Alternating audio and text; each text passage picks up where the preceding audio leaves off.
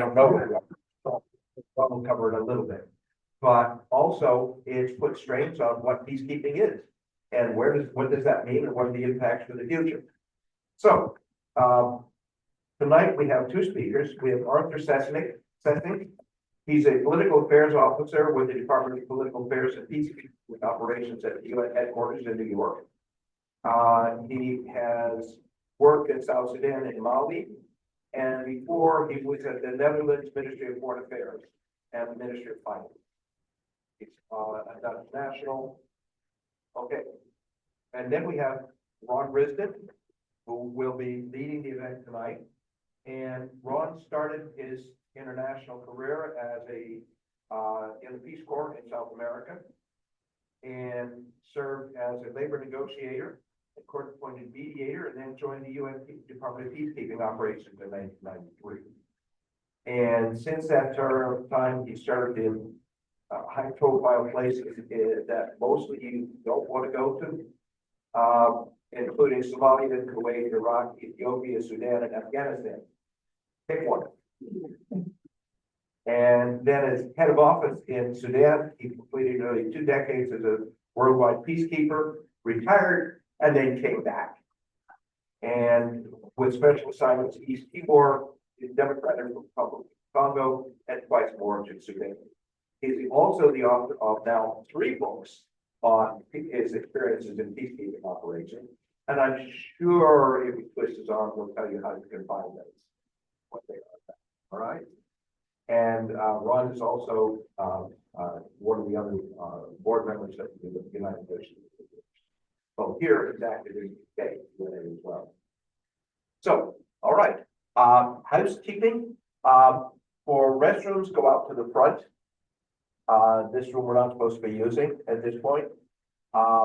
We will try to finish by 8:15 or so. And if there's heavy conversation, we get kicked out before 9. All right? Is that it? Okay. All right. Ron? Thank you. And Ron's going to do another introduction. He will be moderating, and I'll come back and see all of you. Okay. Well, I won't do much introduction right now. You did a good job there, covered. I wasn't even sure who you were talking about there part of the time. So, anyway, so tonight we are going to be doing sort of we haven't done a Java Cafe on peacekeeping in quite a while. In fact, I think I did the last one about 4 or 5 years ago, something like that, quite a while. So it's time to do an update. There are some changes, as I'm sure you're aware. And so what I would like to do is start by discussing what, before we get into the current state of affairs in peacekeeping, which is, can be a little dismal, but we're doing the best we can. And then take a look at some possible future scenarios. Where might we go in the future? What might happen? But I'd like to briefly review the development of peacekeeping, which is frequently considered, peacekeeping is frequently considered the most high profile, one of the most high profile things in the UN. If you mention the blue helmets, everybody knows what that is, who they are. They were the peacekeepers that get a lot of press around the world. Next. I find that 1 second. yeah, we'll get our To get my mouse back in order. I always like to start when I think about the UN. I always like to think of a statement that was made by Secretary General from 1953 to 1961, Dag Hammarskjöld. That name may not be familiar to some of the younger people, but the older people will certainly remember. He was a very respected and diplomat and economist from Sweden, and died in service to the UN in a plane crash in the Congo. In fact, it was on peacekeeping. He was there as Secretary General to observe and to help out with the operation that was going on. But the statement that he made, I really like this, is that the UN wasn't created to take mankind into paradise, but rather to save humanity from hell. he was a pragmatist, he was a realist, and that's what I like about him. He realized that it's not gonna be perfect, it never is, you just do the best you can, and you get the settlement that you can, and move on from there, so. Next slide. Now, peacekeeping is not something that's covered directly in the, you need that adjustment. It's not covered directly in the,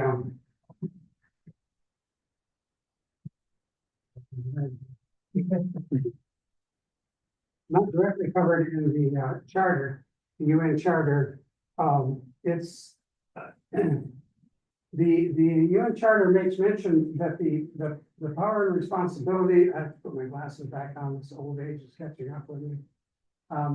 Power and it grants the Security Council the power and responsibility to take collective action to maintain internal peace and security among its members, and it does not define peacekeeping as an activity.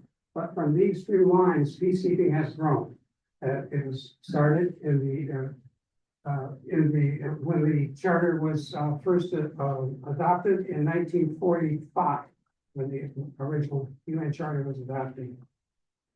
There are two things to keep in mind. Within the charter, there's chapter 5, which is provides the wording for the basic tenets of peacekeeping, observation and monitoring activities. That's how it started.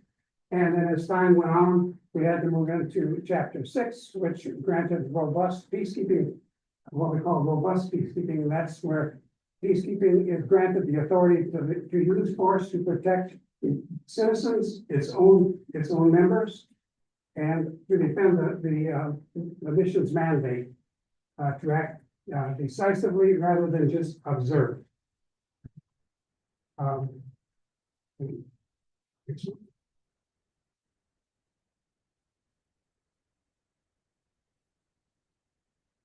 We can look at the history of peacekeeping. It developed in stages, and with the first few years, it's what we call the early period, which is covers 1947 to roughly the late 1980s or even early 1990s. That's when peacekeeping missions were basically not. I won't say small, but they were much more limited in what they did. They observed and tried to maintain peace between the parties. The defining feature of this period was the Cold War and the early post-Cold War period. The Cold War had effect on the Security Council. The Security Council members didn't always agree on everything, so we were limited sometimes as to what we could do in peacekeeping. It was along ideological and political lines. The first peacekeeping mission created was UNSO, which is in Jerusalem, and that stands for, in case you don't understand all of the, it's the United Nations Truce Supervision Organization. It's kind of fun to try to read all of these, and there's just a proliferation of these terms in the UN, and we used to joke about that in the UN and even make up new ones and then throw them around and see if they could figure them out. Anyway, the second peacekeeping mission created was known as UNMOGEP, which is the United Nations Military Observer Group in India and Pakistan. Now these are what we call permanent missions. They still exist. They've been around throughout the history of peacekeeping. And UNMOGEP is on the Pakistan and India border, which is still a area that is relatively quiet most of the time, but occasionally there are little problems there. And of course, UNSO is sort of in the middle of the hot problems. Israel and its Arab neighbors, which is a lot quieter now than it used to be, but it's still a problem area. Ron? Yeah. just wondering, so does that do anything between the Israelis and the settlements in the West Bank? Now, that's a question I'm going to put off until the next speaker, Arthur, because Arthur is currently very much in the middle of all of this. He is very much in peacekeeping operations. I haven't been directly in peacekeeping operations for a number of years now, so I can't tell you what they're doing now. But yes, they used to be very active, and you still have a lot of peacekeepers in UNRWA and other areas, Gaza and that area. Right. Now maybe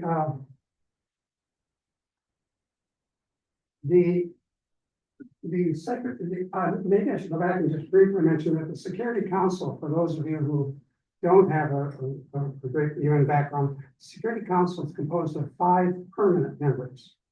UK, France, Russia, China, and the United States.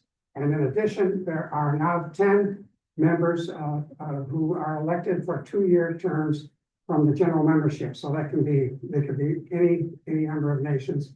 So there are 10 that kind of rotate on a 2-year basis, and 5 that are there permanently.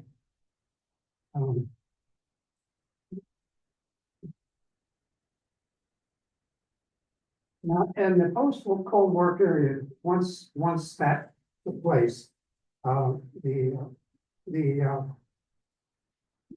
peacekeeping grew exponentially in terms of size and numbers of missions, but also in terms of what was expected of those missions.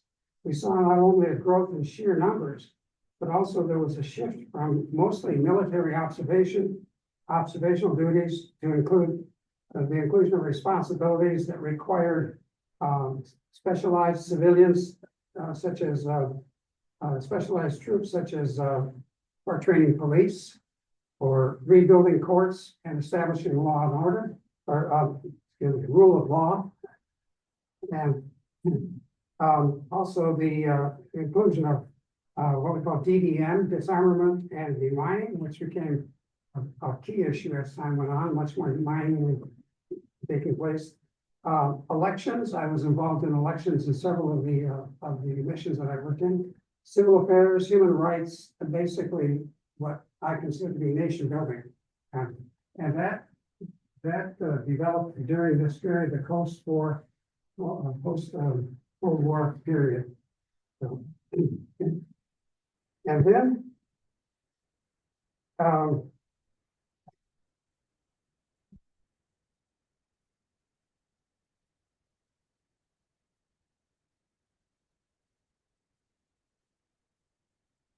yeah, this is basically something we covered.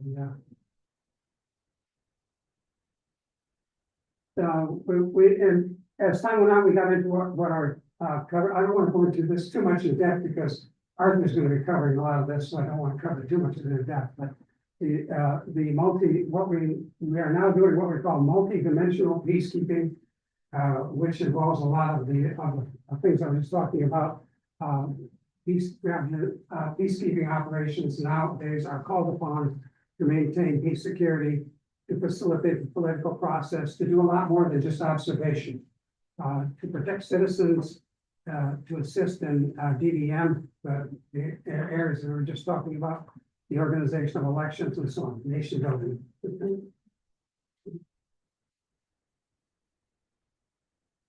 After a while, by the mid-1990s, after this period of rapid expansion, we come into an area that we refer to as reassessment. We had some less than successful events that followed, operations that followed the period that resulted in a period of reassessment. The Security Council was in a way thrust into a position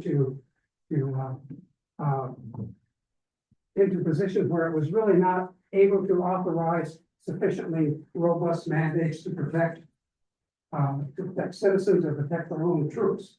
Missions were established in situations where there was actually no peace to keep. And with peacekeeping, strictly speaking, you're supposed to have peace before you go in. You maintain the peace, but if there's no peace to begin with, then it makes it extremely difficult. And that's what we found in such areas as the former Yugoslavia, Rwanda is a famous one, and that's an infamous one. And the operation in Somalia, in which that was one of my first big assignments was in Somalia. There was really no peace to keep. And so we ended up not only in robust peacekeeping, but eventually, rather quickly, those peacekeeping missions were either terminated or shut down. Now, the next, this chart, I think, explains the various periods. You know, from 1947, you can see that this chart gives you the number of people, troops, military troops, and non-civilians that were actually assigned to peacekeeping operations, the numbers and the units. In 1947, one of those first few, very few peacekeeping operations, you can see the numbers were small. Then they bounced up as we got into more assignments. And this continued more or less until we reached the second stage, the post-Cold War period, when all of a sudden there was a dramatic increase, tremendous increase. Then with the closure of UNPROFOR's Rwanda and Somalia, the numbers dropped dramatically, but went back up. Fine.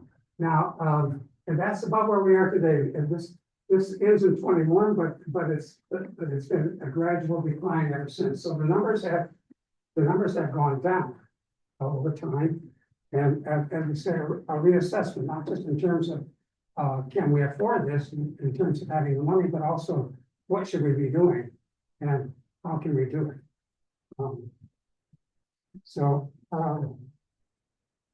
With that, I would like to introduce my colleague, Arthur Sessink, who's a political affairs officer in the peacekeeping area, and he will cover current peacekeeping. I didn't go into what the current peacekeeping operations are. There are 11, but he will go into that a little bit and discuss where we're at right now. And then we'll come back and look at where we could possibly go in the future. What might the future look like? So with that, I'll hand it over to Arthur. Thank you, Ron. Can you all hear me clearly? Just to double check. Just a minute, Arthur. Is the audio okay, Ron? We're adjusting. Got it. Let me know if I need to be closer to the microphone here.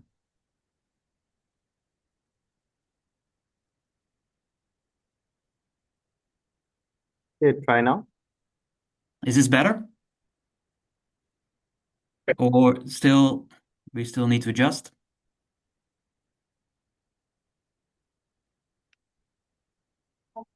How's the volume? 1 second, we're still trying to adjust it. Okay. It was working before we started.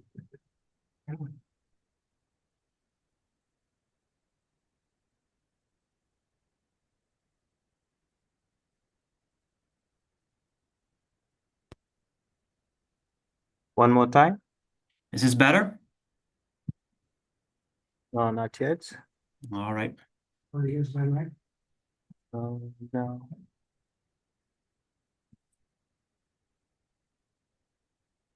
Okay, try now one more time. Is this better? How are we doing? Very good. Yes, good. Go ahead. All right. I don't see my presentation. I don't know if it's on the screen, but all I can see is the word Greater Lansing. About to share it in a second. Okay. I'll start talking then. First of all, thank you for having me. It's a pleasure to be with you. And greetings from UN headquarters in New York. I'm on the 34th floor of the building that Ron showed in his presentation. As he mentioned, I I work in the Department of Peace Operations here for one of the deputies to the peacekeeping chief. Her level is Assistant Secretary General, which is the third rank in the system. And she specifically covers the missions in Africa, but she's a deputy to the Undersecretary General. And I'm already throwing out a lot of acronyms, as Ron was saying. It's a bit of a problem here with the UN, but bear with me and please do interrupt me if something is not clear. So my peacekeeping history is not as impressive as Ron's, but I did work in South Sudan, as he mentioned. This was around 2014, 15, which was a bit of a baptism by fire because civil war broke out in that country right before I came. There was a big displacement crisis. There were tens of thousands of people in our base, in our different bases across the country. So I got a good sense, I think, of what Ron was talking about there, of the impact of peacekeeping and what we can do, but also the limitations. Especially if there's no peace to keep, as he said. And I got another taste of that in Mali a few years ago when our mission was essentially kicked out by the host government, supported by Russia. So there again, the Security Council divisions came to play, and it's a whole backstory to it. If you're interested, I can go into it. But those are the two contexts I know firsthand. So the title of this is the title of my presentation is also the title of a sort of a PR campaign, communications campaign the department is running now, and it's the title says it all. It's not well, it is sort of meant as a pun, I guess, because I'll get to it later. The title is "Invest in Peace," and we need it more than ever because we're facing crises on several levels. Ron called it dismal. I think I'm afraid he's not wrong. Um, so if you could click through, please. Um, so what I'm going to do today, before I get into this, is as Ron said, I'll talk about the current state of affairs of peacekeeping, where our missions are, what we do, maybe a little bit where they're heading. Then I'll talk about and it's not pretty and it's technical, but it's at the heart of why we are in trouble, the financial situation. And then a bit about ongoing reform efforts, because I think we are entering a new era of peacekeeping, a new chapter, if you will, to add to what Ron was talking about. And then I believe Ron is taking it will take it over again, but correct me if I'm wrong. So as his first slide, I thought it was good to uh, sort of as a refresher, the basic principles of peacekeeping that were relevant back in the 40s and are still at the heart of what we do. And I think if these are not met, or if these are violated, I think peacekeeping missions are in trouble by definition. So these are the consent of the parties involved, be it governments, armed groups, whoever is party to a conflict that needs to be resolved. Impartiality, which I think is pretty straightforward, and the non-use of force except in self-defense. And as these missions got more complex, as Ron was saying, that third one, I was going to say it becomes a bit of a gray area. That I think that's not the right way to put it, but the complexer the missions, the more the peacekeepers get in harm's way, and especially if civil wars are still raging, they get into have to use that force in self-defense. And there have been mandates where there's even an element of peace enforcement, where peacekeepers are actively called upon to either enforce a peace agreement, to protect civilians, which means actively a posture that is a bit more forward-leaning than the traditional missions from the beginning. But I'll get to that when I get to the current mission. So those are the principles that are still at the heart of what we do, and it's good to keep them in mind to if we talk about our missions past and present. What is also good to remember is that, and it's at the heart of many debates right now, it's not only this principle of is there a peace to keep, but also is there a political process? Because at the end of the day, peacekeeping is a political tool to help a country move from conflict to a stable peace, and from the smallest peacekeeping observer missions to the big multidimensional operations, then there has to be some sort of peace process or a political process to support, either to enable, for us to enable, to facilitate. Sometimes we even have a leading role in it, or to bring it to a close, that it's a settlement. And at the end of the day, peacekeeping is we're supposed to become victims of our own success, right? If we succeed at this, then we can pack up and leave, and we have multiple successful examples of that through history. There have also been some notable failures, as Ron alluded to. Anyway, so if you could go to the next slide. So these are 11 missions currently in the field. You'll recognize some of the missions Ron talked about.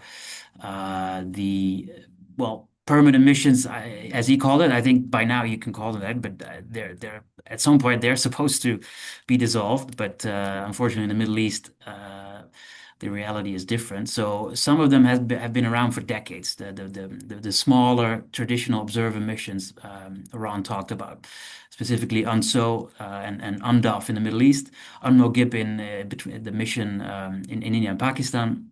UNIFIL has been around for a while.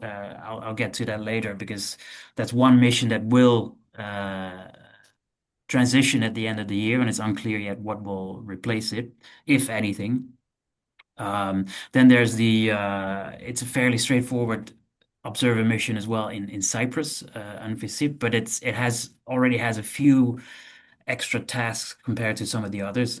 It's a traditional buffer mission between two sides of the island.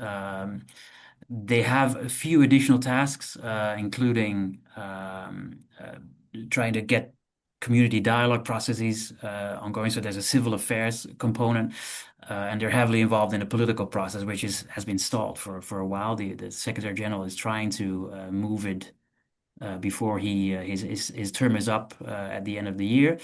But it's been unfortunately a protracted conflict, and that applies to many of these. So that's part of the problem of peacekeeping, I would say. Some of these conflicts are so protracted that these missions end up staying for a while. So if you go around, if you could go back for 1 second, we could just do quickly. I'm not going to spend time on each one of them because it's that would take me a while. But maybe to categorize them, so there's a crop of traditional small observer missions. There's one in Western Sahara, which is a bit of an outlier because that one is supposed to. It was established in 91. It's still around. It's disputed territory south of Morocco, between Morocco and Mauritania. The mission was established to help organize a referendum, which is also one of those new tasks after the Cold War, elections, processes like this. The idea was for the Sahrawi people in that part of the Sahara to basically self-determination, a referendum for self-determination. They would have to pick between either becoming part of Morocco in some sort of whatever shape or form, or to choose independence. That referendum hasn't happened yet. And on the background there's tensions between Morocco and Algeria over it. The US has been involved here recently.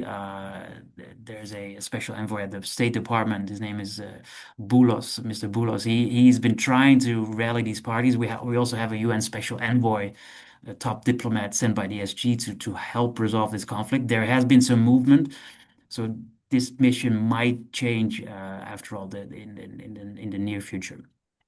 Then there's a remnant of the Balkan War still around. So it's a mission in Kosovo called UNMIK, which used to be a very large operation to basically run Kosovo as a declared independence, but it's still to this day is heavily disputed by members of the Security Council. Russia is strongly opposed to Kosovo independence, so wants to keep it. It's now basically a skeleton mission.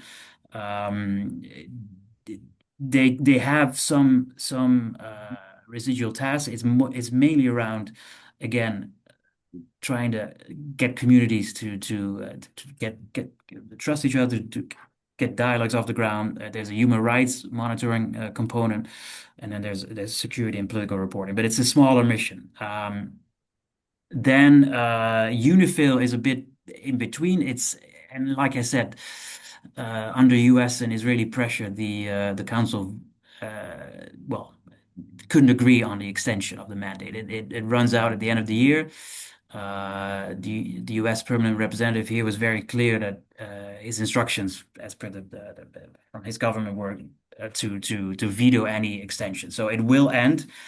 Of course, it's a hot conflict at the moment. The Lebanese government wants the UN to stay. Most of the troop contributing countries in the mission want some sort of mission, especially the European ones.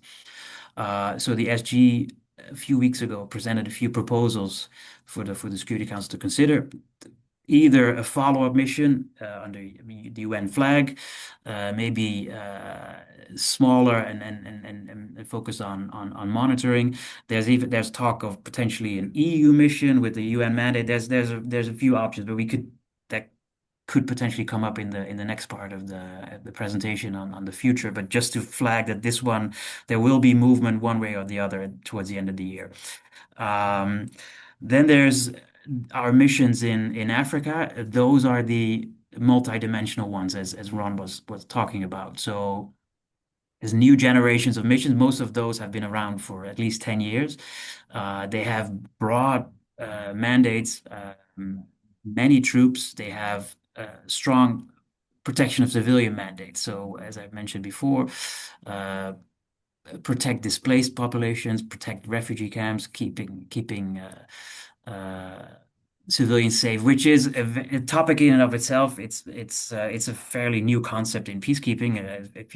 If you look at the entire history, it comes with challenges, as you can imagine, because take a country like Democratic Republic of the Congo, an immense place where a force of 12,000 cannot be everywhere at the same time.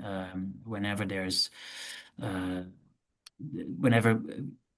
civilians are under threat, there's literally tens of armed groups. It's a vast territory, and recently one armed group took over a sizable chunk of territory in like the resource-rich area of Eastern DRC.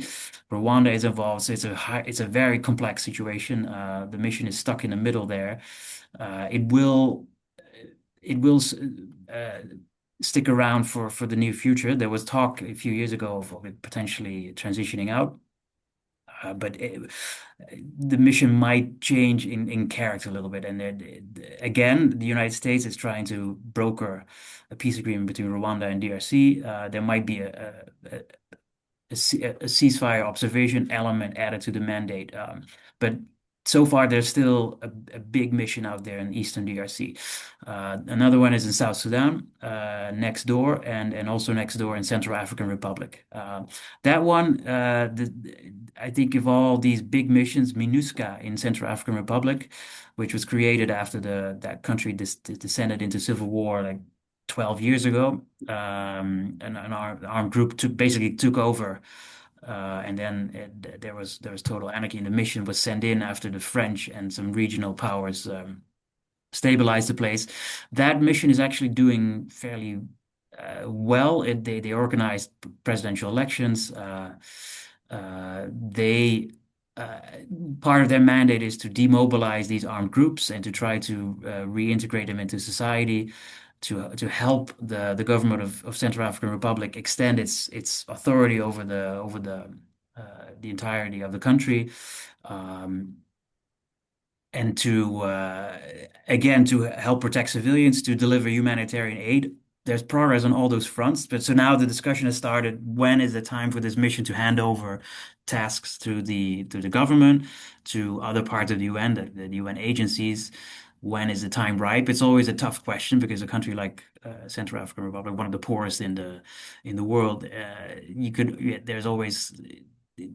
will it ever be fully stable for a mission to leave? When is the threshold for a mission to safely leave and leave it in good hands of the government and to not be sent in again? Because this is a country that has seen missions before. They've come and gone. Um, and then there's a mission next door in South Sudan, the newest country in the world. It was established right when the country was founded in 2011. It's still around. It has a lot of problems because there's a major civil war next door that has big impact. It's still a very young nation. The government is struggling to uh, to establish itself. There's armed groups competing over power. It's a very complicated context. It was sent in right before I was there as a peace building sort of nation building mission, a very like optimistic, forward-looking one to help this country get on its own 2 feet. And then a civil war broke out between different factions, and there is a peace deal, but it's still very fragile. So that mission will probably stay around, but uh, the United States in this case has indicated it's sort of losing patience here with the leaders in the country. Uh, the administration has indicated in the Security Council that it wants to see more progress and that it's sort of reconsidering its options. So it's a mission to watch, basically. And then there's ABA, which is disputed territory between South Sudan and Sudan. It's a smaller mission. It founded to help these countries agree on a modus for this disputed territory, which is also a classic peacekeeping task, helping countries, another political process, another forum to help get to an agreement about this disputed territory. Anyway, please continue to the next slide. I should add, by the way, we have presences in Haiti and Somalia. They are support missions to regional peacekeeping missions. We can get into it if there's interest. Technically, they're not UN peacekeeping missions, but there is a presence to help missions made up of other troop contributing countries that serve under a Security Council mandate. It gets a bit technical, but just to complete the picture. So 11 missions. There's 50,000 peacekeepers. That includes the classic blue helmets, but also police and civilians, and they come from 120 nations. This is a bit of I think the graph shown by Ron said it all. About 10, 11 years ago in 2015, and I have to double check the number here. Hold on. Yeah, there were 120,000 in 2015 in 16 missions. So there's definitely a downward trend. And I can talk about the missions that have disappeared. There was one in Darfur, the big one in Mali. None of those left under good conditions. So I think that is a trend to watch too, which is worrisome. Back in 2015, just to draw some contrast, it was President Obama actually hosted a summit with the Secretary General here in New York to strengthen peacekeeping, to mobilize countries, to solicit pledges from countries to deliver troops, resources. There was talk about intelligence capabilities and missions. So different times. Let's put it that way. Please click on to the next slide, if you will. These are some of the tasks Ron went through them.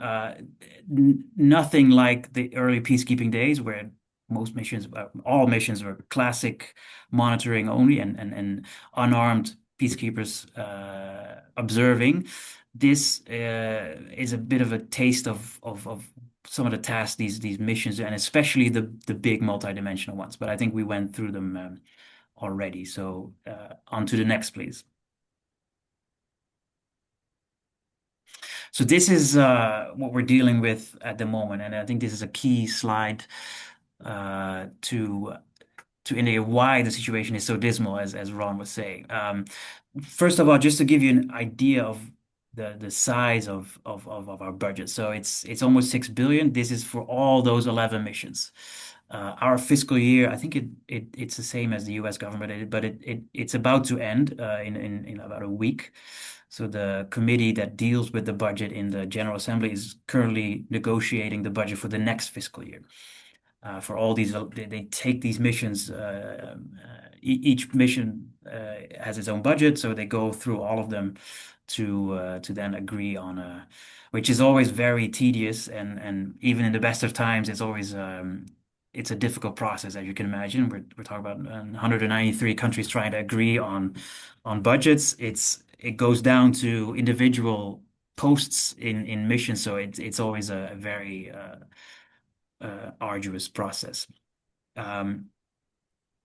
It's the best way to put it is that we're in a liquidity crisis. It's more than a budget crisis, it's a liquidity crisis. Why?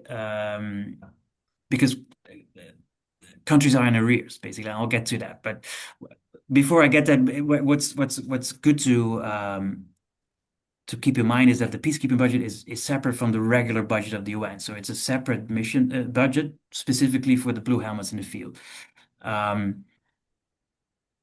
And the UN is a membership club, so it's financed through what we call a scale of assessment. So it's like a formula that determines how much each country should pay, and it changes over time.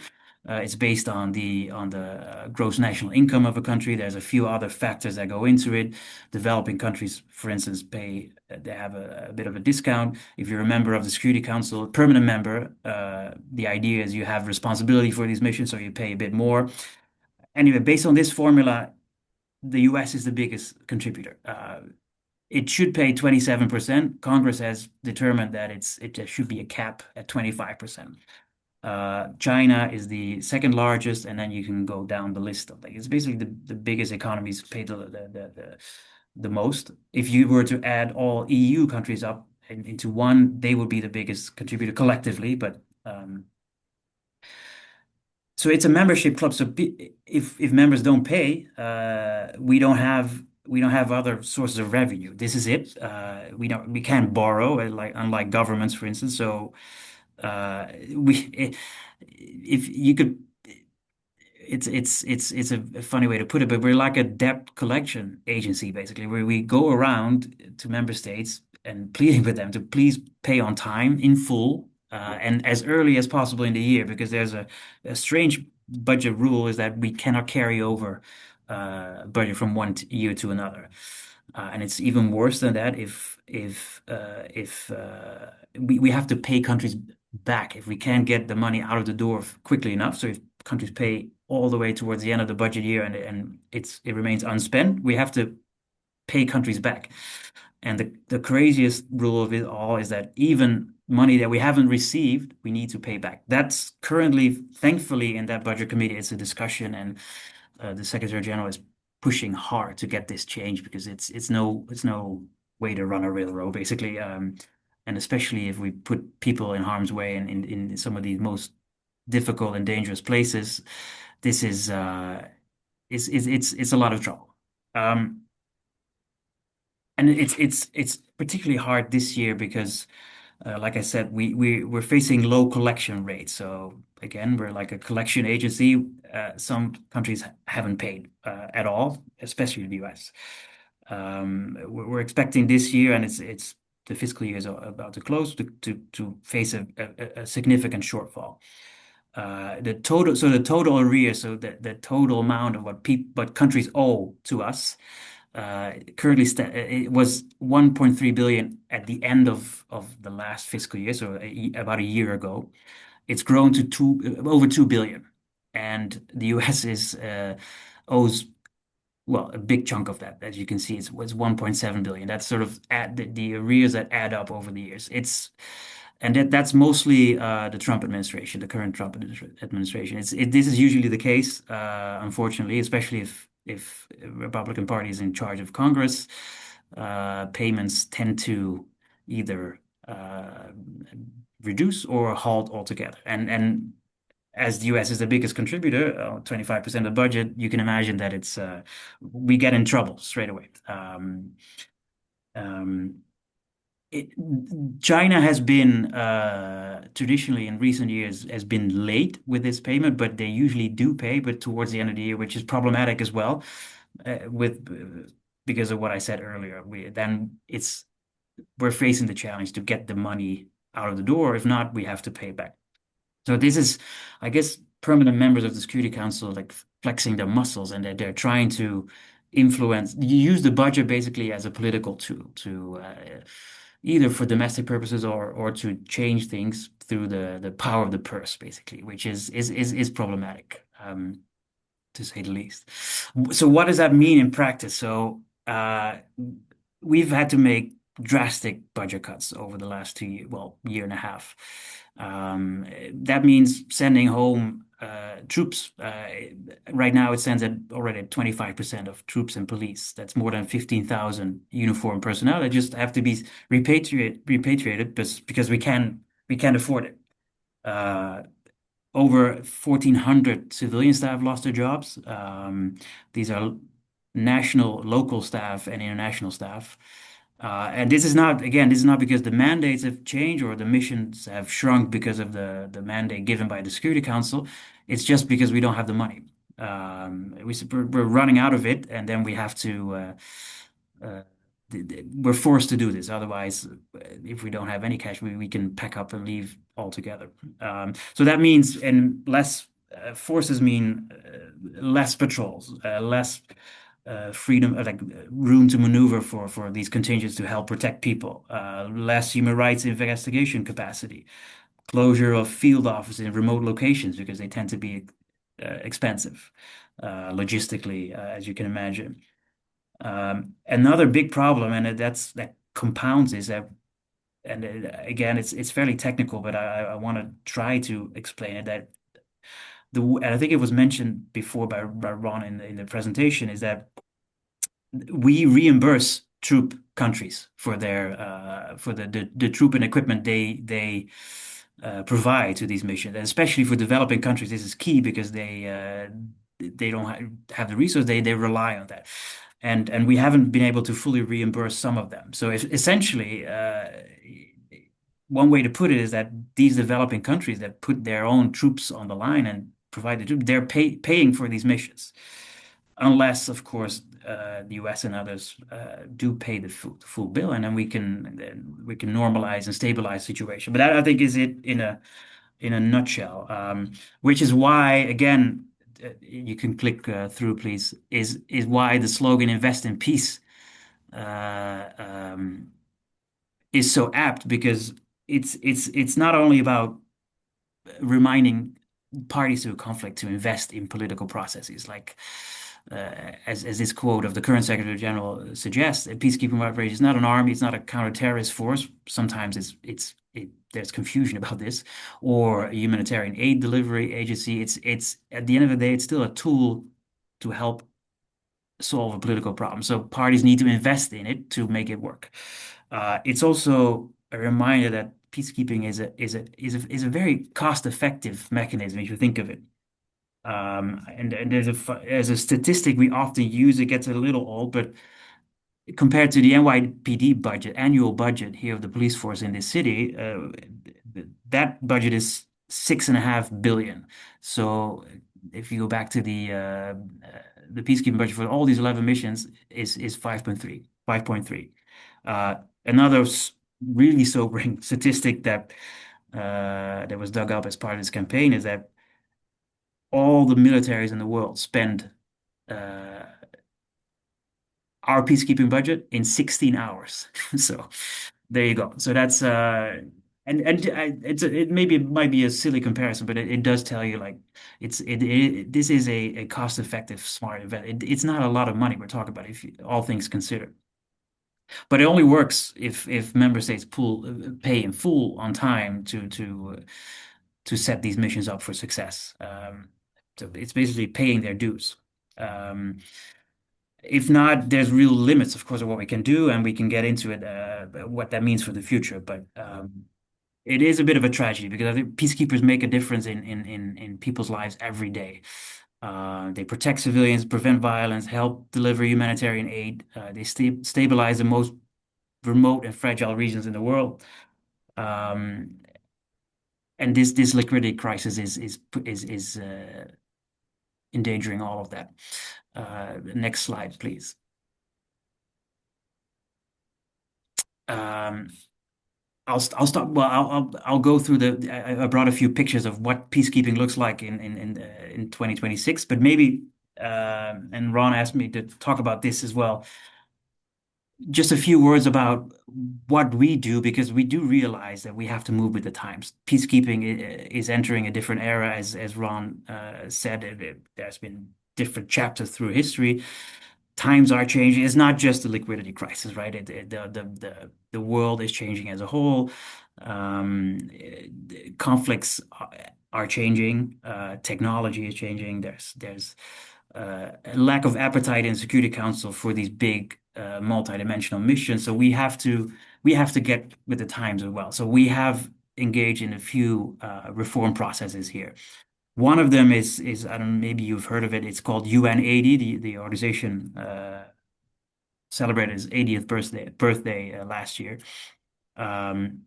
Which is a process started by the SG to find efficiencies, to streamline the organization, to cut the fat where possible.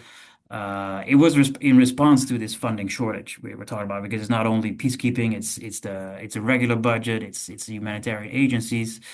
So it's a hard look at ourselves. Where can we do better? What could we do without? Are there sort of duplications in mandates?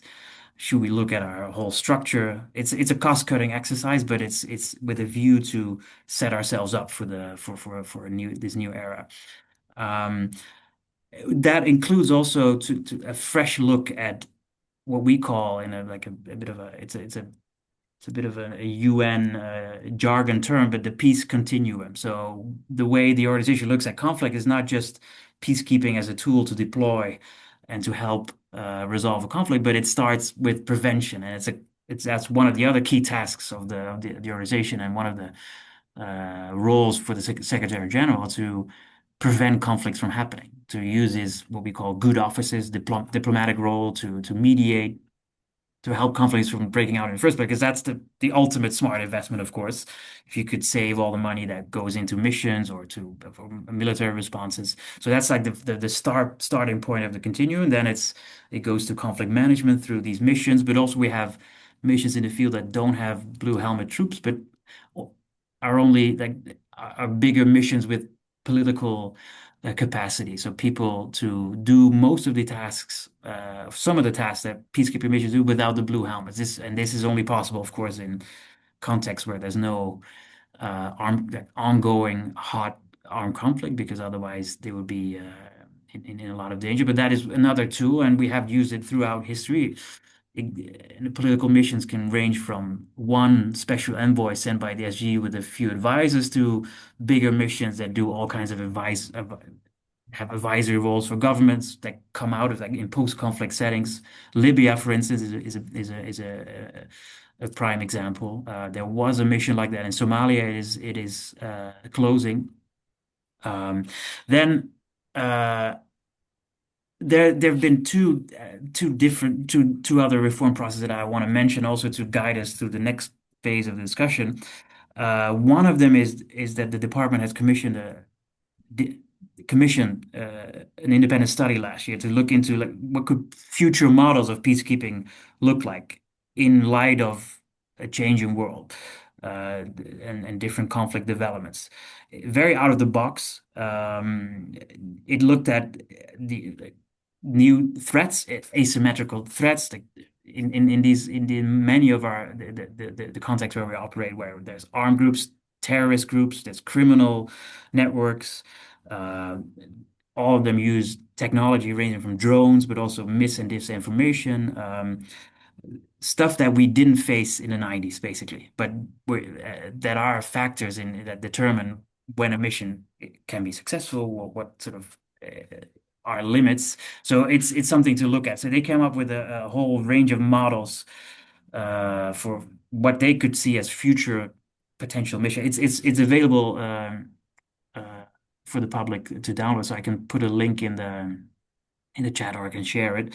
And at the same time, we have taken a good look at ourselves too, and this is what the Secretary General called the agenda for the Action for Peacekeeping. Sorry, the Agenda for Peace is a different thing. Action for Peacekeeping initiative, which has been rolled out over the last few years. And it's like a recommitment to the principles of peacekeeping. It's like a compact between us and the member states, but it's also a set of reform streams on all these issues I talked about, including how can we make sure that the governments, the host governments of these missions and the parties involved have this principle in mind that the political solution is what we're all should be the driving force of any mission. How can we mobilize support around it? How can we be relevant? How can we be in the driver's seat there? But it's also about accountability to contingents that don't perform as intended,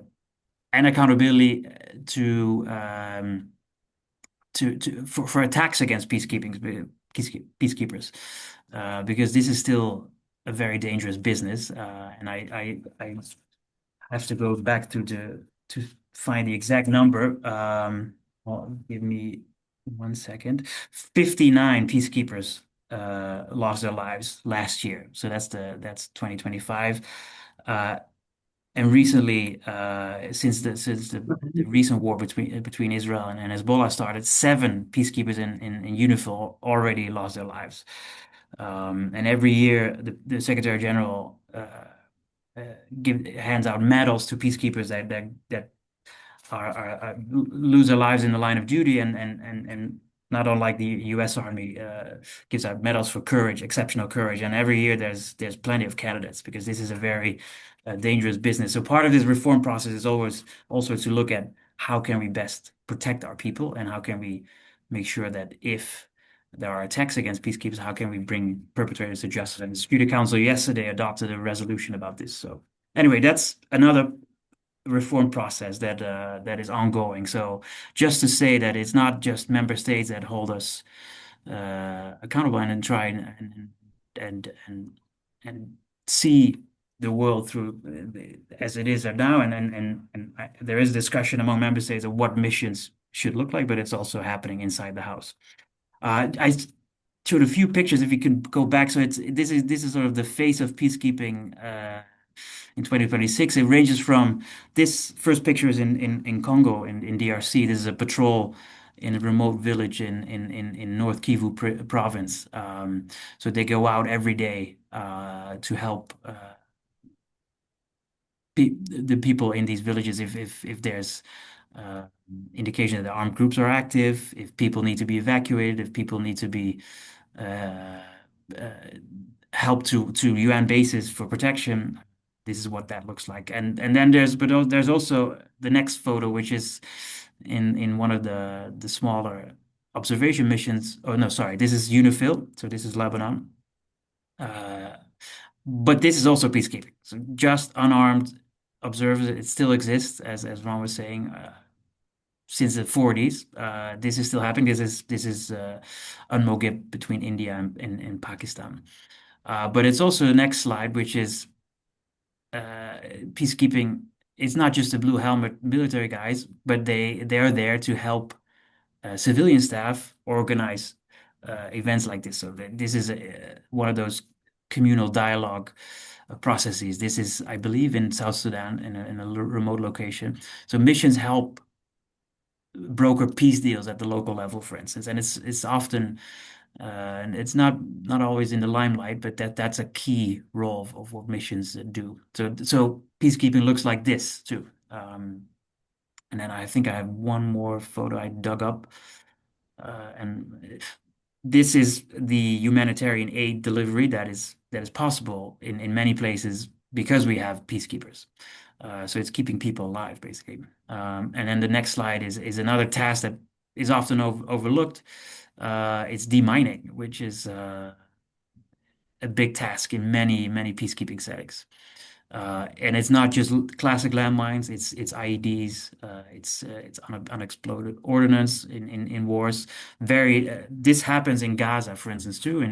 It happened in the aftermath of of the defeat of ISIS. Even when there's not a big peacekeeping mission, the Department of Peace Operations has this dedicated capacity to send. And I think that's it. And I'm open for questions, or I'm happy to add to whatever Ron has to add to this. And I've been speaking for way too long, I think. Sorry. Oh, that's right. Um, I can't hear you, Ron, but I'll shut up. Give me 1 second.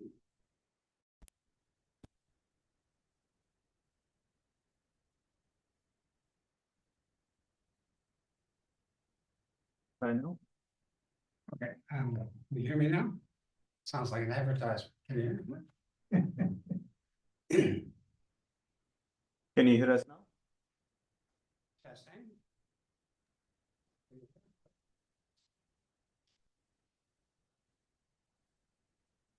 I don't think I can hear you, but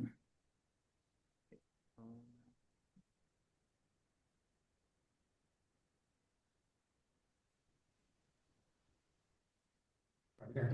I actually. yeah, I can hear you. Just a couple of quick comments about things that Arthur was talking about closing out missions. That in and of itself is dangerous and costly. In the latter part of my career, in the first part of my career, I was on the entry team where we started a lot of missions. And in the latter part of my career, I was at the other end where we were taking them apart, decommissioning them, taking them down.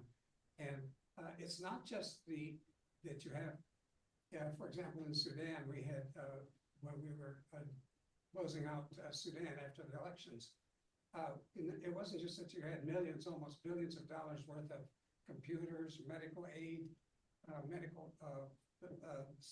all of that sort of thing, which is very valuable to a lot of people. But we also had a lot of people, local people who were working for us. And so we were closing out their jobs, and some of them were okay with it. Some of them were not real happy about it. They're losing their jobs. So you have an awful lot of sort of diplomatic work that you have to do with the local communities and so on. It's not easy. And we also closed out, we were closing out part of the western part of the Congo to move all of the troops east. And the same sort of thing. You have a lot of people who you can't transfer the civilians, and they're losing their jobs. So it's very difficult. I just had a question. When you're closing out like that, are some of the people who had worked for you, are they in danger at all because they work with you? I know certainly some of the wars that we've been in the U.S., civilians have been in danger because they work in the U.S.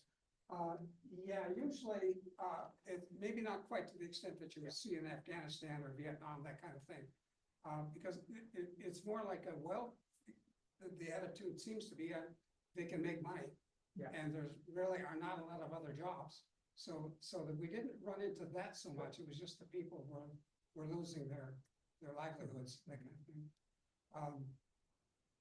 thing. So it's difficult maintaining it. It's difficult closing it down. And we were when we closed out one of the big areas of Sudan. I was in charge of that, and we were literally under siege for almost 6 weeks. By the Sudanese military and by the South Sudanese rebels. They were on both sides, one on one side, one on the other side, and they were literally shooting cannons over our head to try and scare us to get out of there, because we had all of this nice equipment that they wanted, including MREs, meals ready to eat, all of the military and stuff. So it's a dangerous job. So anyway, that was. One other thing we talked about, Arthur mentioned the cuts that we've had to make in peacekeeping. 15% is what they talk about, but in reality, by the time you make it known that you have to cut 15%, that has to be within the budget year. So a lot of times it turns out to be closer to 30% because you're actually you have to meet that deadline. And one of the things that bothers me is, like in Sudan, they've had to, peacekeepers were providing, protection and assistance to refugee camps, and we've had to just cut it out in a couple of the refugee camps. So who does it? It would be the local police. It would be perhaps some other agency if they can pick it up. But you remember recently we did the Java Cafe on the effects of cutting on humanitarian affairs in Africa. Well, this is the same kind of thing. So it's drastic. Arthur is finished? Yes. Okay. Now, Arthur mentioned, and I'm glad he did mention the budget. And budgetary effects, obviously that affects a lot of what's happening and the possible future scenarios. But that's just one of the things. Can we go to slide 9? This one is 9, I believe, unless you want the more variables to consider. No, that's good. Budget is one thing that you have to consider, and that's obviously a big one, huge one. But there are other variations that we have to consider when we're looking at what are possible future scenarios. The U.S. Retrenchment and the way that the U.S. has withheld its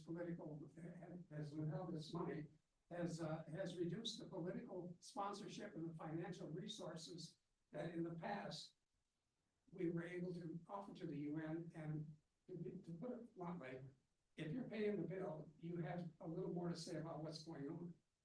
We've given that up, and other countries are willing to step into that void, and they don't have the same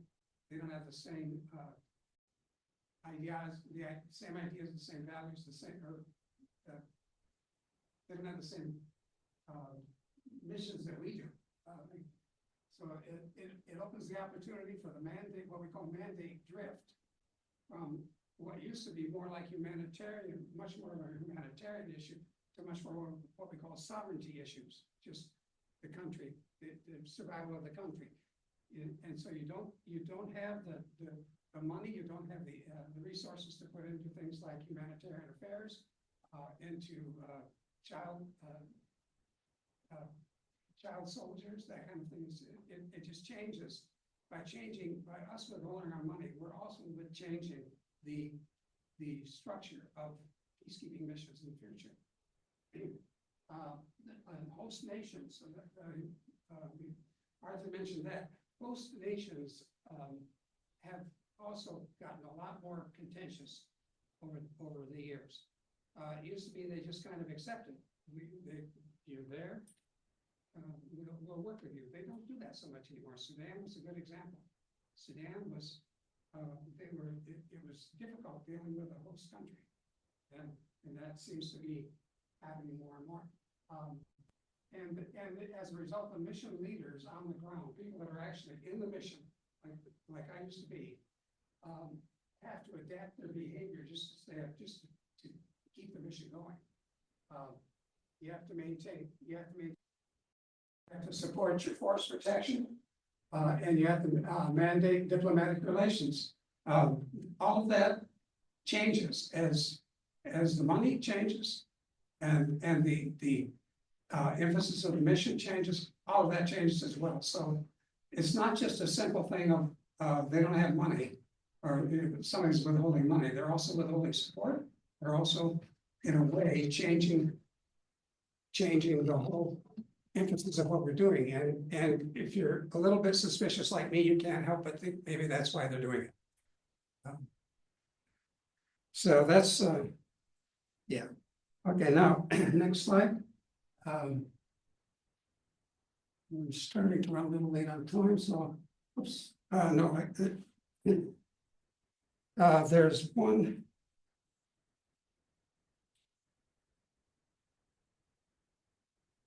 Did you skip over a slide? Which one do you want? Scenario 2? What is it called? No, it's all right. I'll get it. It's later. Sorry. Okay, so let's move on then to some possible scenarios. And these are based on documents and studies that are primarily done by the United Nations University headquartered in Geneva. They have, it's not something that I've come up with, it's something that they've come up with. Scenario one, what they're looking at is possibly continuation of what we have right now. I don't think it's realistic, and I don't think that they don't think it's realistic either, but it's possible that things could just kind of, you draw down the money and things, but nothing else really changes. That's pie in the sky kind of stuff. The violent conflict is becoming more intractable. We're seeing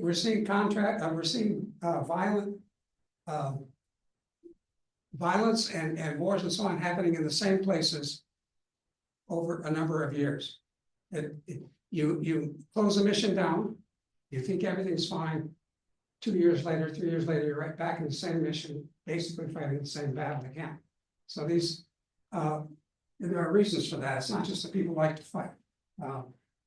Wars in settings that are now in conflict or have recently emerged from war seems to be continuing. It continues.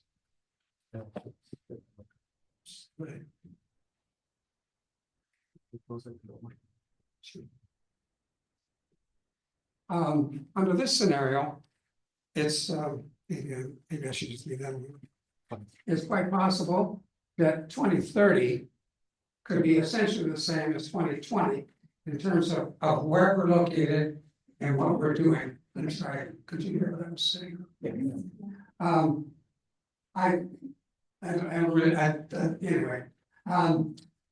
even if that were the case, we'd be doing it with a lot fewer resources, and we already see the results of cutting 15 to 20 to 30% per year in the resources that you have. Okay. Next slide. Another scenario is what we refer to as many small wars, but no water. This one is more interesting. It takes into account climate-driven socioeconomic changes, and I think that is something that we really have to look at. What's happening?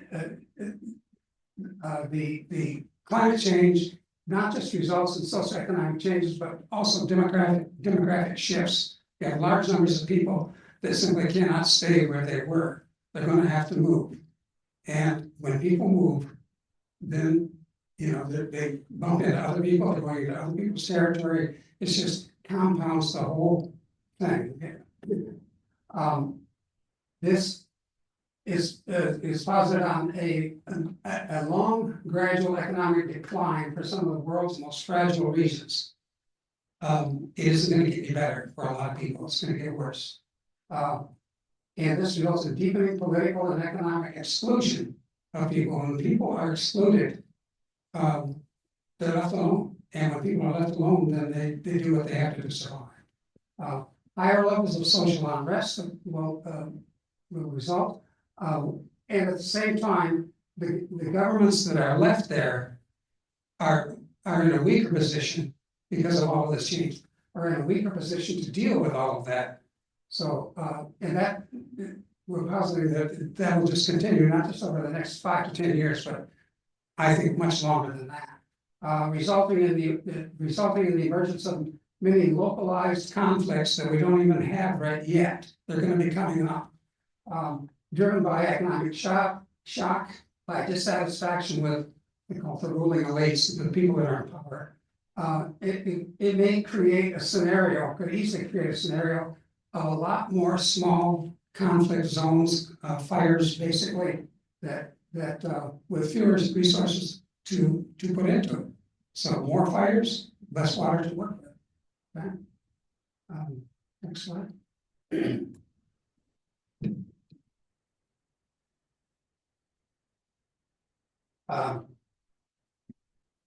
I can't say this, but for UN peace operations, it means that many of the most dangerous settings around the world may begin to fall below the Security Council's radar. Security Council is not going to have the resources to look at everything that's going on. So a number of these, what are initially small conflicts will not really be dealt with.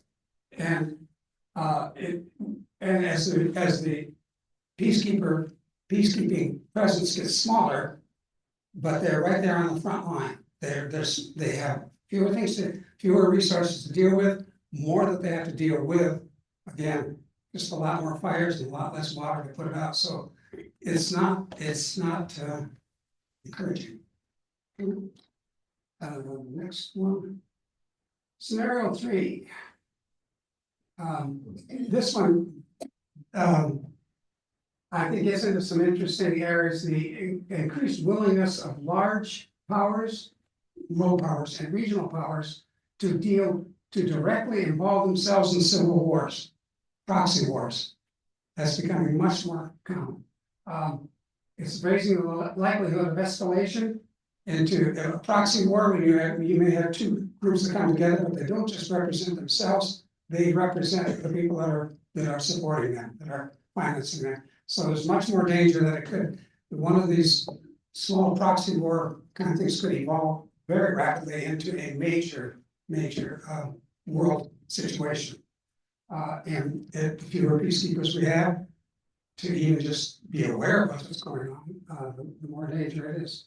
And at the same time, we have the retreat from multinational institutions by some of the world's great powers. I'm hedging bets. It's the U.S. We're talking about the U.S. The U.S. is pulling out more and more, and that sets an example. It's not just the U.S. If the U.S. can get away with it, why not China? Why not Russia? Why not? So like, well, if you're not going to pay your dues, why should we? Or if you're going to pay them late, fine, we'll do it. So that just exacerbates the situation. Could mean that modalities for de-escalation are more elusive. Well, nice way of saying we aren't going to be able to deal with it. It's going to be much more difficult. We don't have the modalities, we don't have the people, we don't have the resources to deal with a lot of these kinds of things. And that many or most of the important challenges to international peace and security will fall largely outside of UN peace operations, not simply because we can't cover everything that's going on. And it's not going to, if you add all of these things in together, climate change, economic, the economic withholding, the holding of economic resources, so you add all that together, it just snowballs. It just gets a lot worse. Slide 10.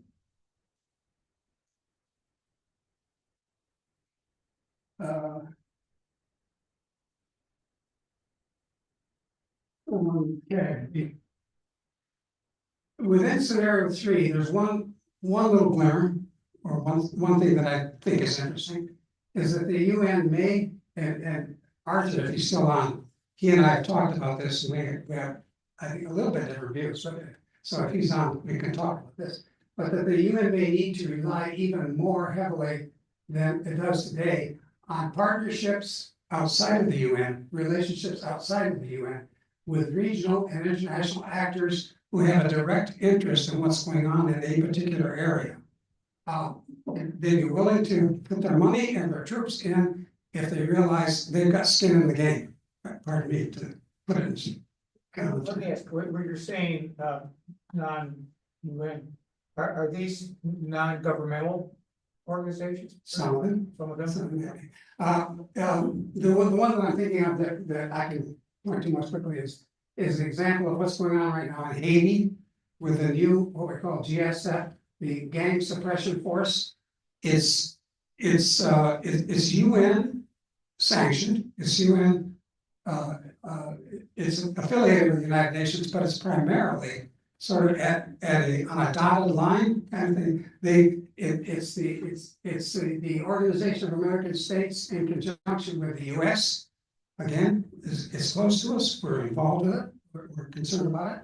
Canada, Panama, Kenya, for some, because they have been there for some time. So, and other regional OAS members. And this, we'll see how this works. This is something that's just now really getting started. Haiti is a particularly difficult area, and if if they can be successful, then to me, that's shows that maybe you can use this kind of approach. I don't mean to replace everything else, but you can use it in selective places. Now, that raises some questions.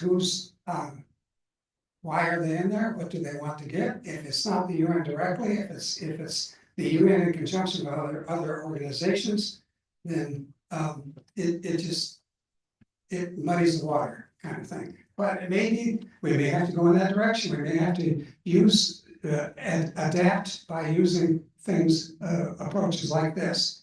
Around the world, you can think of different groups that may be interested in getting involved in those things. There have been several attempts with the African Union or the African, forget the title, but anyway, so we will see. That just seem like if you have different groups like that, then you have maybe different protocols that you have to agree on to operate. Yes and no.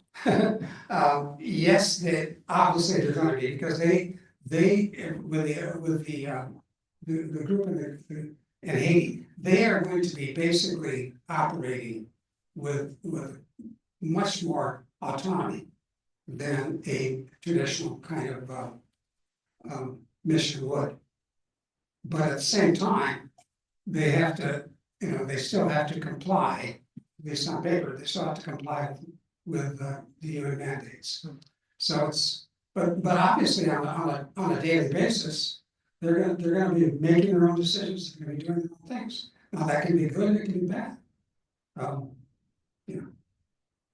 So I worked in Haiti for the Red Cross in the early 2000s, and there were blue helmets there, MINUSTA. And it created so much confusion, and they were not considered peaceful at all. There was a lot of controversy, there was a lot of scandal. The blue helmets.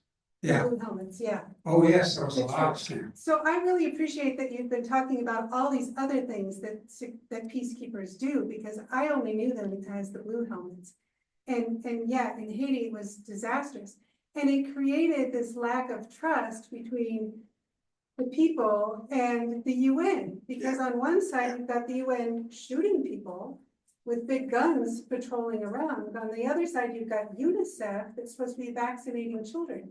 So it didn't seem very good for the UN at all to have that force there, the troops there. Yeah. So having these kind of troops, I think, would be very much better for the UN's integration into communities and ability to really serve those communities.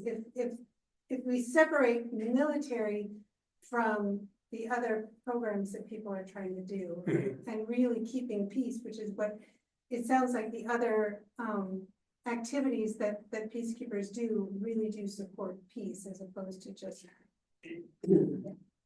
Yes, now Haiti was a disaster, and It still is. it was I mean, in terms of the UN involvement there. One of the big problems was a health issue, the introduction of cholera. By inadvertently, we didn't, it wasn't done on purpose, but the Nepalese troops had not properly set up their latrines and all of that sort of thing, and so it was introduced. Once you find out about it, you can do something about it, but the damage is done. You mentioned the other things to do besides the military. You don't want. I would hate to see us go back to just being military troops on the ground. There are some of the other things we need to do, the humanitarian things we need to do, the vaccinations, the civil affairs. When I was in Sudan, I was in charge of the ABA mission for 2 years, and we did a lot of civil affairs work where it was mundane kind of stuff, like getting the streetlights working in the marketplace, putting troops out, putting patrols out so that people could walk around safely at night after dark, that kind of thing. These are the kinds of things that we need to concentrate on, but at the same time, that's not exactly what, that's sometimes the first thing to get cut. It's like the first thing to get cut in high schools is music, not sports, that kind of thing. So you have those issues Um, it depends somewhat on the local, on the mandate of the particular, mission. But, uh, yeah, we hope that we don't lose that. But, I guess what it comes down to is you can go through all these scenarios, but the bottom line is that if major countries, major donors are not willing to live up to their responsibility, and if the UN isn't willing to admit things like that and live up to their responsibility, the problem is just gonna compound, it's gonna get worse. I mean, peacekeeping is at a point, in my mind, peacekeeping is at a point where it could go really bad, or we could hopefully begin to pull it out. But it's not gonna be easy. And I think even if, and here I'm talking sort of off the record and everything else, but even if we had a magical change in the administration and here, and all of a sudden we started paying our dues and so on, it's gonna take a long time to get out of this, to get things back to where, if ever, because I think a precedent has been set. And perhaps, I mean, let me be devil's advocate, maybe we are paying too much. Maybe we do need to say, okay, China, you can pay more. Russia is not paying its share. The European nations, maybe they need to be paying more. But that's all gonna take a long time to work out. So scenarios, I don't know. I think we're gonna have a bit of each one. We're gonna have a continuation of the same stuff we have, because Sudan is not going to automatically turn into a developed economy that can support everything that's going on. It's gonna take a long time. The Middle East is not going to just magically change. It's going to take a long time. And as I said, yeah, I think to me, the two key things are, one, the responsibility of the nations that are particularly key members of the United Nations, the Security Council and the major donors. They have to re-examine, are we serious about this? Do we really want to continue to contribute what we've said we can? And then the UN is going to have to do some adapting. And is Arthur still on, or did he leave? It's on. Oh, yes, Arthur. Any comments from you? Still here. Sorry, you were saying? You've, I assume you've been listening more or less to what I said. Absolutely. Do you have any comment, any additions that you would make? Just one, well, a few maybe. You alluded to the African Union. So one development that has been interesting in Just recent years. I can't hear You can't hear me? That is space to do that. you. Okay. Can you hear me now? Much better, yes, go ahead. No, what I was saying is that you alluded to the African Union. And one thing that has happened over the last few years in the Security Council is that they managed to agree on a resolution, Resolution 2719, which would authorize international regional organizations such as the African Union, is specifically designed for the African context, but it could apply elsewhere too, to basically set up peacekeeping style missions of their own with UN funding. And there was a lot of haggling over the exact formula, but the idea is that the UN would pay for it, or the UN member states would pay for it according to that same scale of assessment as I was talking about, for 75% of these of the budget of a mission like that, and then the regional organization would have to find the other 25%, which would create a whole different set of, could potentially create a different set of missions where the AU would take the lead, find its own troop contributing countries, maybe do even more like peace enforcement style missions that the UN Security Council will be reluctant to give to traditional peacekeeping operation. So it would open up a different avenue, if you will. But it's been a tough process because the resolution has been adopted, but now and the AU and the UN have worked together on how to operationalize this because the UN would have to help behind the scenes with logistics, finance, supplies, whatnot. Basically, what we're doing in Haiti right now behind the scenes. But there has to be, for this to work, there'll have to be a good test case, if you will.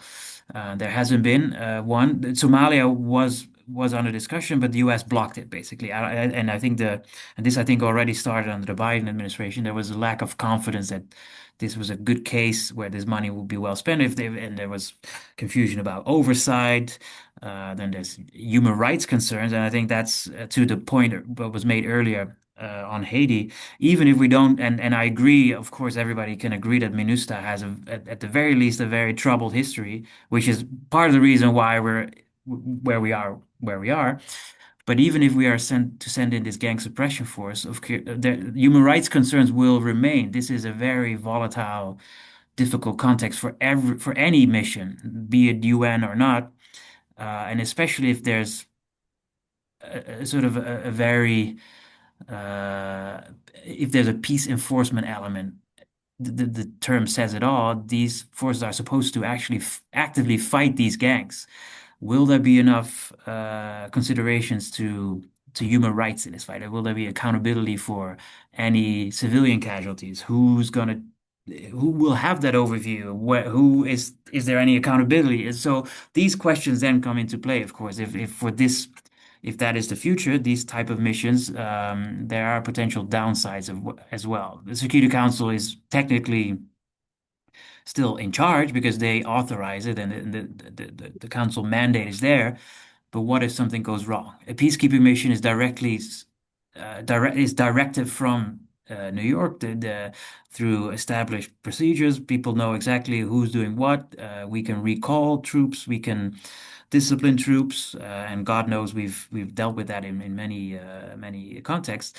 But if you put these missions at a bit more distance, that might be trickier. Apart from the question whether you can actually suppress gangs to begin with. But anyway, I mean, I'm raising more questions than I'm answering probably, but just to add a few more elements. And I mean, the current crop of wars, if you will, some of them would lend themselves, I think, to classic peacekeeping operations. Even the Ukraine war, for instance, let's say there will be a ceasefire at some point. The UN is very well placed to, of course, monitor and be a buffer force. But the problem there, of course, that one of the permanent members of the Security Council is a belligerent. So the same goes for Gaza. Well, even though the US is not directly involved, and I think that's to your point that you're trying to make, Ron, earlier about powers being involved either directly or indirectly in conflicts throughout the world. And if there's one permanent member of the Security Council with a vested interest, for instance, the US in Israel, they will block or they will take cues from Israel, and Israel is a very troubled relationship with the UN right now. So any mission there has its own. So there's all these roadblocks for potential future scenarios, and in that case, there's this famous Board of Peace, of course, and there's talk of a whole separate mission under UN authorization. But again, then all these questions will come up there too, like who will be there, who's in the lead, what about accountability? And at the end of the day, the UN has a unique track record and a unique experience. We're well placed to set up missions, to run missions. Even we have a mixed history, but we're pretty good at it. And it's not as if this is easily replaced by regional organizations or coalitions of the willing.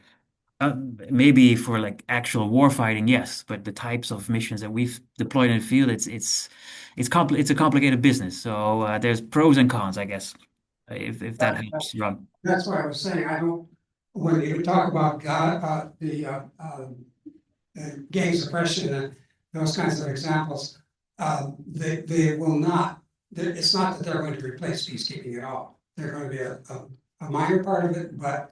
I guess what, in my mind, is there's no one. No one type of mandate, no one type of measure that's gonna fit every situation. And we're going to have to learn to be much more selective or put up with the fact that maybe these people, maybe here, we need much more just boots on the ground and sovereignty issues. And the humanitarian issues are gonna have to kind of take a second, at least initially, gonna have to take a second stance, or second place. Yeah. Yes, sir. Yeah, Uncle Dave Wiley here. My question, is what can we do? And I have two specifics about that. I mean, we've been lobbying for years for the payment of our dues and addition for the UN crisis agencies that are dealing with the most difficult of the crises now, the refugees with children and UNICEF, UNHCR, Food and Agriculture, World Health Organization, World Food Program. But we've also been lobbying for the both the payment of our peacekeeping dues, which I think are more, as your slide showed, are more than a billion, and Closer to two, over more than 2 billion now. Okay, as well as the dues for this year, and just to note that there is a little bit of light on this when two Republican senators, Lisa Murkowski from Alaska and Susan Collins from Maine, who said this is crazy that we're turning off PEPFAR, the HIV program, especially in Africa. And they went to the White House and got the nod from Trump because of their insistence for Rubio to reopen funding for the PEPFAR program in Africa. right, kind of a little bit under the table.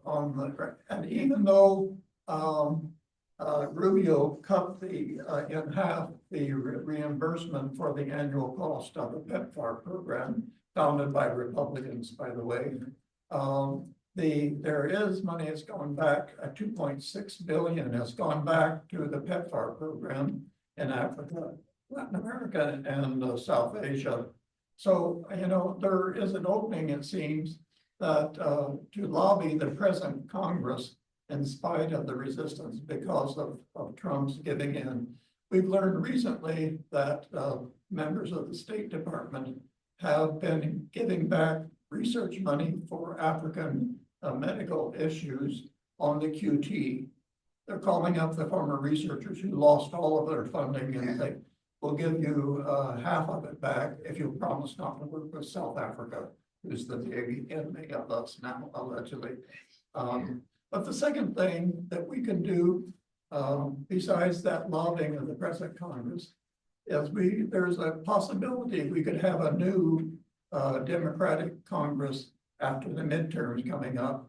So some of us in Washington who are lobbying for more money for the vaccines that Trump and Musk ended in Africa with resurgent diseases, that are going to people who are coming up to be elected to say, what is your policy going to be on UN peacekeeping, on refugees, and the like in the new Congress, if you are elected to a majority. And with all the pressure on the Congress now to deal with the domestic issues, to restore SNAP, student loans, all the issues that Trump and Musk have cut, and so on, it's going to be difficult for them to change in a massive way the funding for peacekeeping and the other UN agencies. So we would say that we need to be doing both those things right now to the current Congress and to those who are candidating. And I haven't seen any mention that any of our potential senators from Michigan have put UN funding on the docket as something. It's not at the top of that list now. So I just wanted to raise those and say, somehow we need to get ourselves active to speak for the UN, which you two guys have served so wonderfully in your careers, and which we appreciate a lot. And I will appreciate your wisdom if you'll share with us your slides to put up on the Luna website. But we and the Hustings need to get ourselves active on these two fronts, what we're doing. Yeah, it's not all doom and gloom. There are glimmers of hope, and I think, but we also have to be realistic. I think that's an awful lot of money. We're talking about 2.2 billion that the US owes. Even if you had a fairly liberal democratic administration, they aren't gonna just cut a check for 2.2 billion. Somebody's gonna say, well, what do we get out of this? You know, we need some changes in the UN. It's just gonna continue. Yeah. Hopefully, that'll far less of a pace, but are there any questions from people? Nothing so far. I can ask them. Okay. And I think, we're really short on time. So if there aren't any more questions, I see, yes. Madam Chair. I just wanted to say how much I appreciate, not only the detailed presentation that the two of you have given, but also that you're willing to be open about the issues, you know, both the negative and the positive. Yes, Yes, well, you have to be. yes. Because I was, that, if you read my books, you know that I'm critical of the UN as well. The UN is not a perfect organization. That's why I like that statement by Doug Hammarskjöld. It's not gonna take us to heaven, it's gonna save us from hell. And there's a lot of distance between those two. So, yeah, we need to keep working on it. The UN has to be held accountable, just like anybody. And I think most of us are willing to do that. It's a very large organization, difficult, as Arthur certainly knows, difficult to get everybody going in the same direction, get all the chickens going in the same herd. But Here's my even metaphor, with the sir. problems, thank goodness it exists. Oh, yes, definitely. Yeah. I mean, without it, it would be much, much worse. Sorry. Thank you. Thank you very much to both of us. Thank you. That was extraordinary, and I hope you all enjoyed it. Really, the detail and the worry for the future is alarming. So, okay, that's for today. That's the end. This will be our last program until September. We do not have a date or a topic yet for September. And so that's something the program committee will be working on in July. However, it's not just the programs committee responsibility to come up with these ideas. So if anybody, not just those on the board, have suggestions, obviously has to be UN related. We have had a mix over the last several of some that have been, some of our Java cafes have been entirely global as this one. And some of them have very much heavily local and some of them have been mixed. And so if you have any thoughts at all, send a note to me or anybody you know on the program committee and we'll try to figure that out. And that same goes true with respect to speakers. We've been very fortunate. We do have an extraordinary board. I mean, that of people who have wonderful experience in their own right. And not just Ron, who's on the board for today, but our last program on refugees, we had both Judy waving there and Banjar Musa, who were on the board, who were two of our speakers. And in the prior one with the impact of funding cuts on health, on global health, and Dave Wiley was a major speaker there. It's been an issue that's been very close to his heart. But we're also going to run out of local board members who are going to be able to talk like this. So we welcome your help. Okay. Next, most of you here, I think, are members. Judy is chair of program of membership. And I saw at least one name on the sign-up sheet that said, I'm not a member, but I want information on it. So Judy, figure that one out, please. Whoever that was, please go speak to Judy, all right? All right. Are we done then? We're done. All right, that clock is 10 minutes slow, which is why I was trying to call time on us. Okay. So there's still coffee, there's still water, there's still hot water for tea. And stand around and visit and chat for a few minutes, but we really need to be walking out the door by 9:15. Okay, which would be, 25 of that, on that one. All right, thank you. Thank you, Art. Yeah. Did he already leave? He did. Okay, all right. Video. And thank you, absolutely. The details that we don't have. Finding the details of whatever is going on in the past, where we are. Future. Some of those areas you listed are just really.